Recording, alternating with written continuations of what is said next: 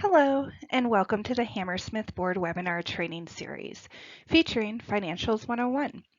My name is Tabitha Burrell, and I am the Transition and Training Director for Hammersmith. We understand that as you serve your time on the board and volunteer for your association, you may come across areas of uncertainty. However, we're here to assist you. Through our board webinar series, our goal is to provide the necessary education and tools to help ensure that you are confident in your role on the board. We thank you for taking part in this webinar today. Shall we begin? This webinar will assist you in understanding the financial health of your association. Today, we will cover your responsibility as a board member in terms of financial oversight, as well as we will review what reports make up the monthly financial packets, how they can be utilized for future planning, and how the financial packets can be a vital tool to bring transparency to your homeowners. Let's begin with your responsibility as a board member. When agreeing to serve on your association's board of directors, you agree to be a fiduciary for your association. A fiduciary is a person or legal entity with the power and responsibility of acting for another in situations requiring total trust, good faith, and honesty. As a board member, at the basic level of decision making, you must make reasonable decisions after considering the information available. There are many responsibilities that the board must uphold. However, we're going to look at the duty of care, duty of loyalty, and duty to act within the scope of authority. Duty of care means that you must give the business of your association the same degree of care and diligence that any prudent persons would exercise in their own affairs in similar circumstances. This requires you to invest time and attention in association business, make reasonable inquiry into association matters to enable informed decision making, and take reasonable, not arbitrary actions. Duty of loyalty implies that you have the duty to the association and to its members to act for the association's benefit only and with an eye to its best interests, without regard for any personal interests you may have. And finally, the duty to act within the scope of authority. Simply put, this means that as a board member, you must perform your responsibilities in accordance with the authority granted to you by statute and the association's governing documents.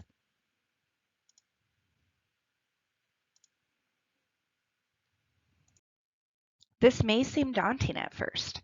However, at the end of the day, we recommend that directors do their best to take a step back, look at the bigger picture and the good of their association, and remove any emotional or personal ties they may feel about any given action. With this, as well as utilizing the recommendations from your trusted management, legal, and professional contractors, you will already be on the right path as an effective board member. So how does the association's financial status play into your fiduciary duty as a board member? Well, only by truly understanding the financial health of your association will you be able to make fact-based decisions on not only the day-to-day operations, but also for the future of your association. Now note that this does mean sometimes making tough calls such as increasing assessments, pursuing collections of delinquent accounts, or even determining the need for a special assessment or loan. However, making those tough calls will always go more smoothly when you have the necessary understanding and financial facts to back up your decision. At the end of the day, we're all in this together, the board, homeowners, and management company, to ensure that we protect the property values of your homes and maintain healthy financial backing for the association. One of the best ways for the community manager, board, and homeowners to stay in the know regarding the financial health of the association is by reviewing the financial packets. First, we'll have a look at the full financial packet, which each board member receives on a monthly basis from Hammersmith. Your monthly financial packet will be able to provide you with the tools and facts necessary to make decisions for your association. The financial packet is made up of a series of reports, such as the balance sheet, the statement of revenues and expenses, cash disbursement, bank account reconciliation, prepaid homeowners, the AR aging report, and finally, the association's bank statements. Let's take a few minutes to go over these reports, as well as what you should be looking at when reviewing them on a monthly basis. First up, the balance sheet. The balance sheet is typically the first report included within your monthly financial packet. This is a snapshot showing where the association's financial status is at a specific time. For instance, this screenshot shows the financial snapshot of the Townhome Association as of November 30th, 2022. The balance sheet focuses on both the association's operating and reserve funds, highlighting three areas: assets, liabilities, and equity.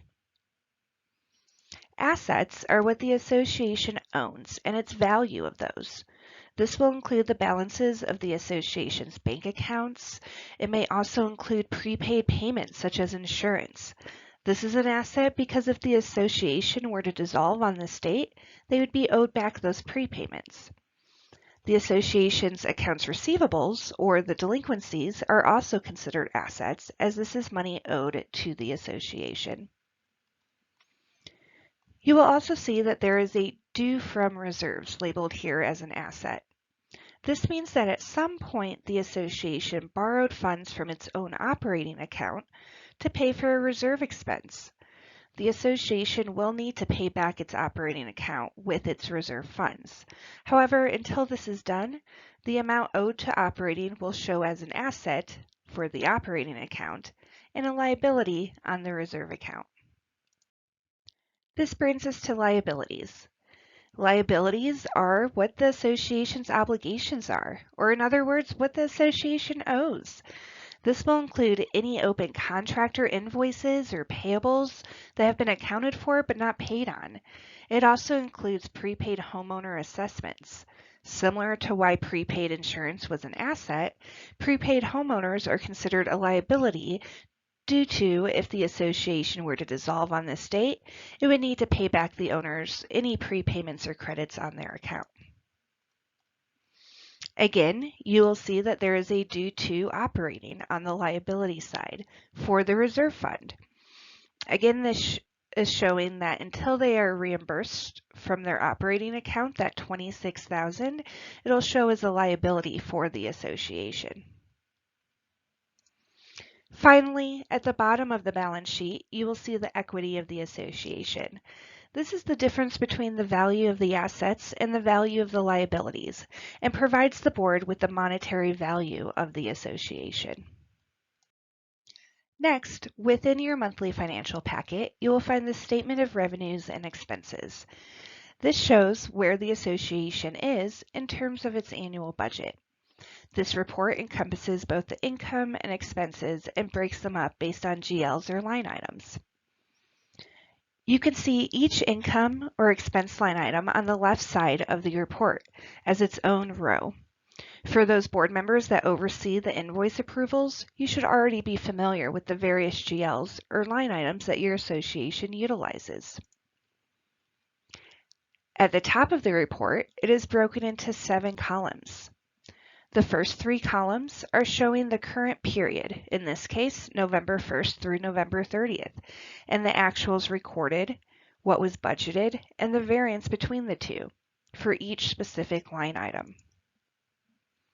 The next 3 columns do the same, but instead of the current period, it's showing the data year to date, in this case, January 1st through November 30th. And finally, the last column shows the annual budget for each line item. Now keep in mind that you may see line items that weren't originally budgeted. This does occur for associations throughout the year. You'll see this mostly in the income portion of the report. It's not a good practice to budget for late fees, violation fines, things such as that, as this type of income is not guaranteed. It also can be seen as poor taste to the homeowners, as it appears that the association is already planning on sending violation fines or expecting late paying homeowners. Although historically this could be the case, it's best to only budget for known income, such as regular assessments or interest earned from the association's bank accounts. Rest assured though, as you can see, even though some forms of income may not be budgeted for, it'll still appear documented on the monthly statement of revenues and expenses for transparency to both the board and homeowners. Moving along to the expense portion of this report. Again, you can see that there is much information laid out to review.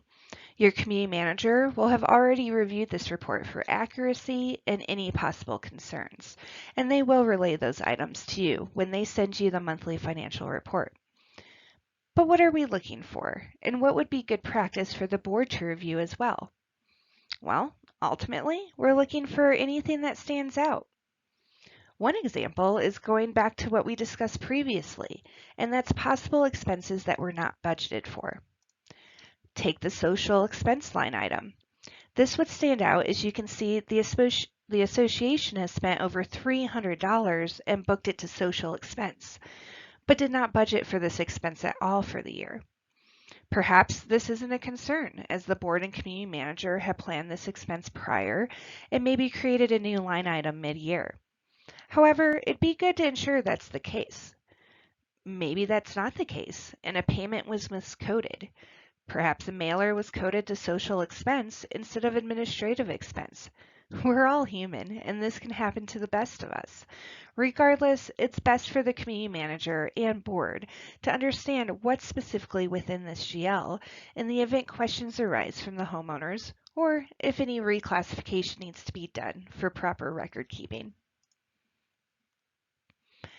Another item you should be looking out for is any line item that either for the current period or even year to date seems to be out of line with the annual budget.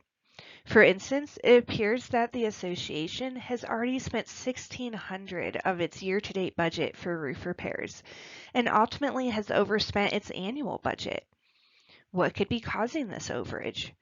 Was there a big windstorm that caused unplanned damages? Or perhaps the roofs are original and 20+ years old and we're seeing an increase in work orders. Maybe it's time to start planning a future roof replacement, which we know is costly. These are questions that your community manager and you as a board member should start asking to assist in your understanding of why the association may be over budget in specific line items. Of course, a budget is just a tool, and there will be variances for the most part. However, this will allow us to think critically about the association's needs and budget more effectively for the upcoming year. Here is another example of a line item that is over budget. The association only budgeted $4,000 for the year for tree pruning. However, by November 30th, they've already spent over $13,000. Again, this should initiate a flag for thought. Perhaps there was a large windstorm, and similar to the roof repairs, it caused tree damage that needed to be attended to. The board would not have been able to forecast this unusual event.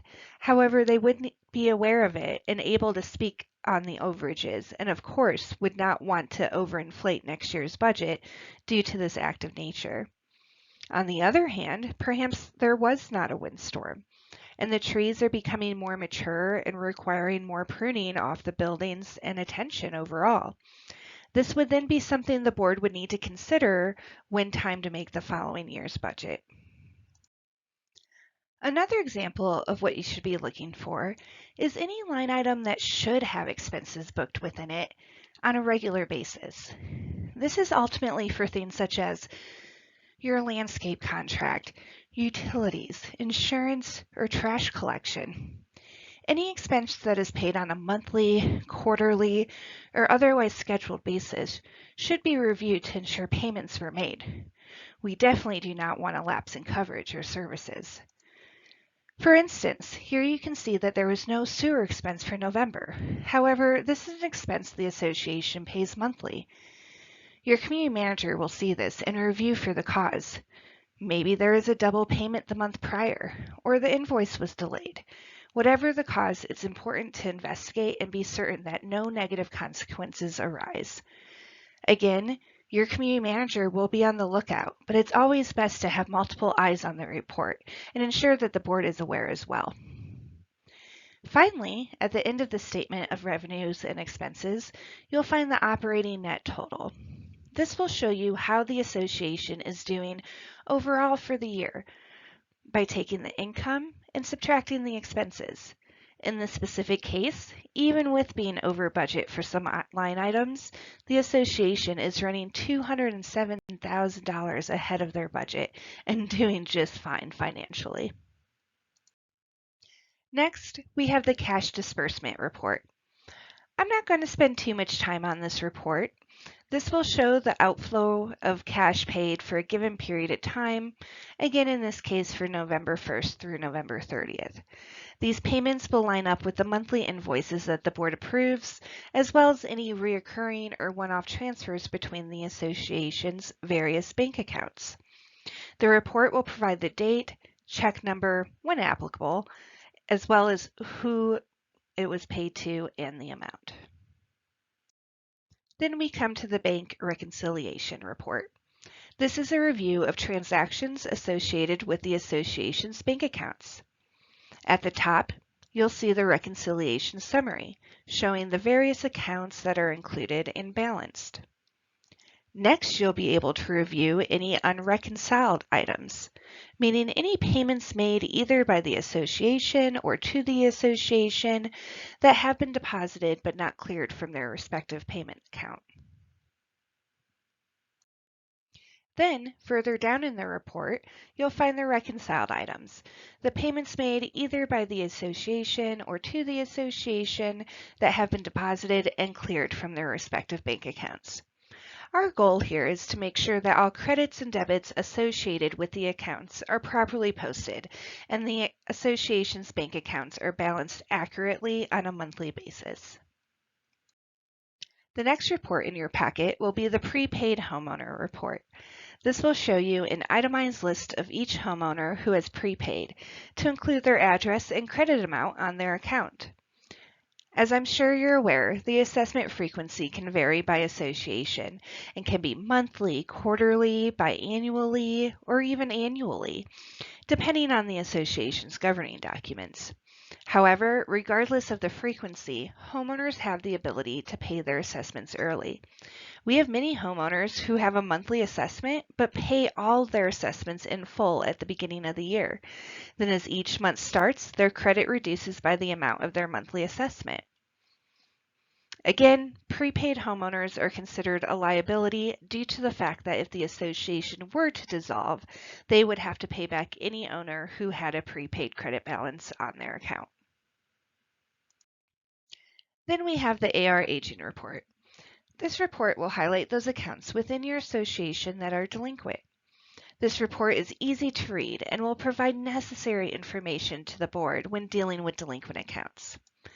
At the top of the report, there will be a summary showing the full amount that is due to the association and how it's broken up between regular assessments, collection costs, and in this case, even delinquent special assessments. The next portion of the report shows the individual accounts that are delinquent. It'll reference their account number, address, homeowner name, as well as what collection step they are in per your association's specific collection policy. In this case, the first account has already received a second late notice, and it may be time for them to receive an intent to lien based on this individual collection policy. It will also show a breakout of the type of fees that are owed by the individual homeowner, as well as the length of time they've been outstanding. This is valuable to know when it comes time for the board to make decisions. Perhaps their full balance owed is just made up of late fees and they've settled their assessments. Maybe instead of voting to file a lien on the property, it might be best practice for the board to waive the late fees. Again, knowing the full details on an individual's account will best allow the board to make a fact-based decision. It is also important to note that in August 2022, Colorado Legislative passed House Bill 22-1137, which had many new requirements on how associations must proceed with collections. I do want to note two of those changes here. The first is that now the association must send out monthly delinquency statements to any owner who has a balance. This even means if the owner owes $3 on their account, we must mail them a statement each month until it's resolved.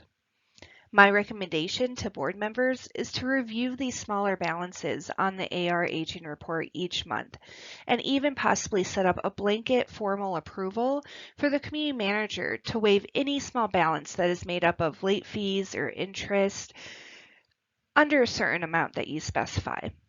This will assist with the association not spending more money on sending these notices than what is actually due to them in the first place. But of course, keep in mind that the board nor the management company has the authority to waive regular assessments. Another new change is that when the board reviews and discusses the AR aging report and delinquencies, this must now be done in executive session. Ensure that you leave enough time at the end or even beginning of your regular open board meetings to enter into executive session and discuss the association's delinquencies. This can include voting to proceed with sending an account to the attorney or proceeding with a foreclosure. It must be discussed during executive session where confidential executive session meeting minutes are taken. Finally, the last items that are included in your monthly financial packet are the association's bank statements. This is just another way to ensure that transparency is being met between the board and us here at Hammersmith. Now that you have an understanding of what makes up the financial packet, you can begin utilizing the information to make fact-based decisions for your association. Use these reports when it comes to managing the day-to-day operations. Perhaps your association has had minimal landscape maintenance expenses for the year, and you realize you have the funds to do a small project or two, which were requested by the homeowners. If there's a small surplus of funds that have been unspent over the year, make the decision to do a one-time special reserve contribution to move those funds into your reserve account for future large projects. Or maybe the association is overspending based on the annual budget, and it's time to look at possible assessment increases. Whatever the cause, remember your monthly financial packets can be used as a tool to make informed decisions for your association. Utilize your financials along with your other governing documents, your reserve study. All of those tools will assist in your ability to properly plan and make financial decisions for the good of the association. Again, those decisions aren't always the easiest or well received by the owners. However, utilizing these tools will assist in educating the owners the rationale behind those decisions. Transparency really does go a long way. Which brings us to our final slide, homeowner transparency. As I mentioned previously, the board does receive their own set of monthly financials to review and accept. However, the homeowners do not receive these specific financial packets. As you can tell, there's much information within the board's financial packets that are deemed confidential. Instead, we make available homeowner financials, which includes the balance sheet and the statement of revenues and expenses. This is not only a requirement, but a great tool for the association to increase transparency to homeowners. Many times we hear complaints from owners stating, "I don't know where our money is being sent," or "How come you keep increasing our assessments?" By pointing them to the monthly homeowner financials on the association's portal, we now have provided the owners with the opportunity to take accountability within their own association, and they're better able to educate themselves on the financial health of their community and understand the reasoning behind the board's decisions. Well, that's a wrap for our board webinar training series on Financials 101. I do want to thank you for watching, as well as for your time, effort, and commitment to your association. Being on the board can very much be a thankless job, and we understand what it takes to be successful. We appreciate you and thank you for your volunteer efforts.